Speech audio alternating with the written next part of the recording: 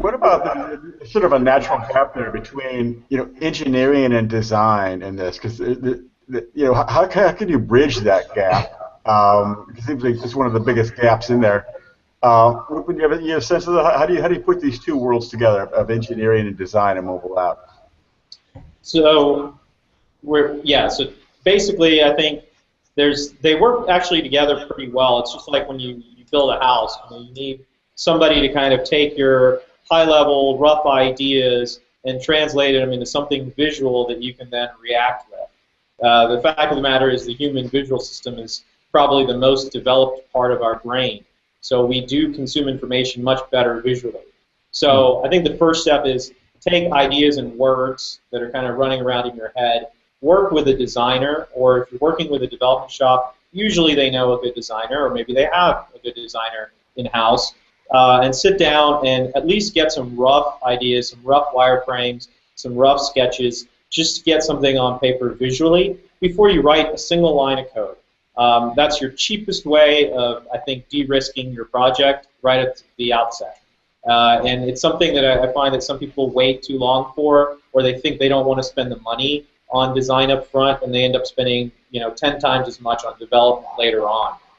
Is that you're thinking about getting stuff on paper? You mean a flow chart? You mean a literal interface? What are they getting on so paper? You start, the simplest things to start with are wireframes. So if you come in with just a basic rough idea, the first step you want is wireframes. Wireframes are very low resolution ideas of the screens involved, the rough cuts of the functionality involved, and gives everybody sort of an idea of what the app needs to do. The second step you can do is do a little bit of a higher fidelity prototype. You could do Photoshop files, OmniGraph, InVision, any of these tools. There's so many of them out there. Depending on what your designer is most familiar with and comfortable with, they can use that to put a little color, a little style, a little look and feel to those wireframes. It's just very much, again, like an architect. He's going to draw the sticks, lay them out, give you a rough idea, and maybe do a little bit more high fidelity prototype on computer if need be. So same process, and then you go and build, where obviously the cost is going to get a lot higher when you start constructing. So I say, in my opinion, I think design is very critical, and I think it should be done up front at the very least once, if not continuously throughout the project, but at least you should invest in it at least once in the beginning, even if very minimal. Simply, you can view it as a de-risking, but more realistically, you can view it as a way of making sure that your product's actually usable to your end users. So I think it's vital to do that up front and then go into development. Tim, I know it's a subject that's close to your heart, right? Bridging that gap between design and engineering. I mean, how do you make that big Grand Canyon jump between those two worlds, and how do you keep engineering in its place sometimes? So everything Ruben said is definitely spot on.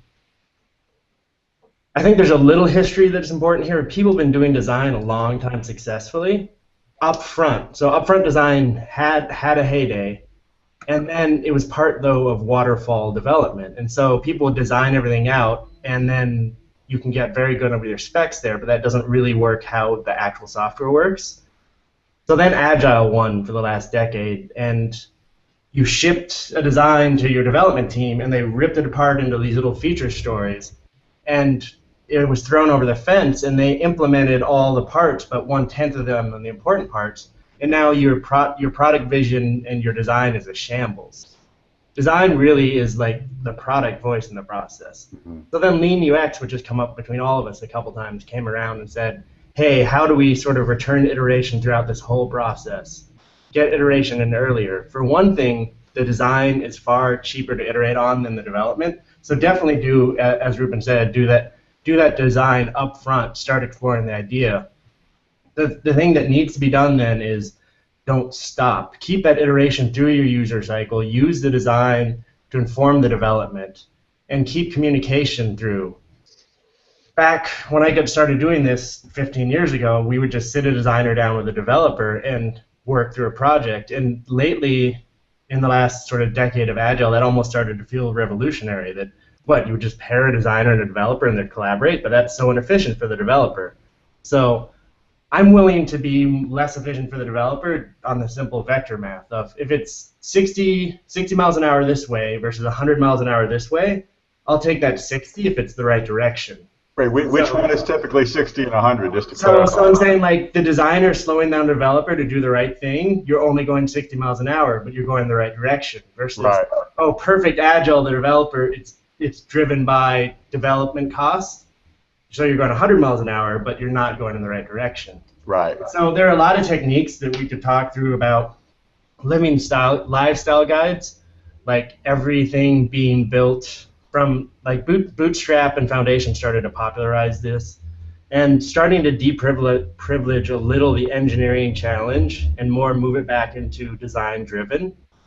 In this case, though, the challenge is you have to have sort of as a foundation solid agile practices, and you have to have solid design practices, and then put them together.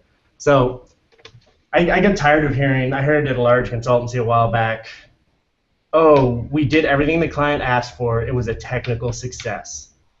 I mean, no one wants the product, and it wasn't designed, but it was a technical success. So, Great. like, never going to hear that again. I've always felt like this, so we'll just go off and make sure we do it perfectly right. And there were some years of learning there to how to bridge those. It was non-trivial. Designers think developers are just sort of making up how hard everything is, and developers think designers are prima donnas that want things in these challenging ways for no good reason. So Right. you have to have a team that works well together, that has techniques and experience bridging that gap, which is one reason to consider going with a shop that can do both of them, that has a lot of it, or even if not can do both of them, has a lot of experience working closely between design and development in a continuous iterative process the whole way. If you just do the design up front, which is super important, and then the designer's off, I think it's a failure. Makes sense. Don't get enough design done up front, I don't think it works well either.